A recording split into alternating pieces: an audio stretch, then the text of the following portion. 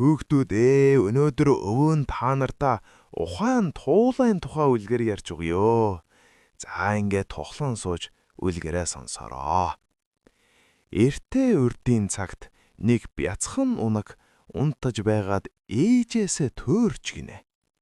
Тэр ганцаараа ээжигээ хайж яваад нэгэн ууттай зүйлтэй таарч гинэ. Унаг ууттай зүйлийг ихэд сонирхон онгойлгож үзмээр санагдаж гинэ.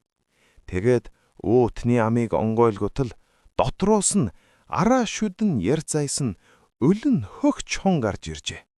Чон би чамайг идэндээ маш их хөлсөж байна. Хурамаст тэнгэр үүнийг мэдээд надад амтад зоог илгээжээ гэд унагыг идэхээр давдлаа.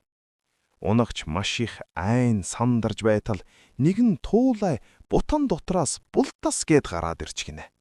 Туулай тухайн байдлыг сайтар харж ойзгоод гэнэт ихээр хөхөрч чонгвай та ийм том биетэй мөртлөө энэ өчүүхэн жижиг уутанд багтаж байсан гэж үү? Би итгэхгүй байна. Хэрвээ үнэн бол би унахтай хамт идүүлье гэж гинэ.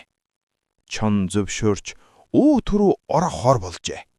Тэгтэл туулай тэр хилээгүй юу? Сүүл нь багтахгүй байна гэхэд чон сүүлээ уутанд хийгээд за харвуу гэтэл унаг туулай хоёул уутны амийг шалбахан бөөгөөд хээр орхиод давхан оджээ. Ийхүү ухаан туулай начаар унаг чононд идүүлэх аюулаас аврагджээ. За сайхан амраарай хүүхдүүдээ. Дараа уулзатлаа. Түр баяртай.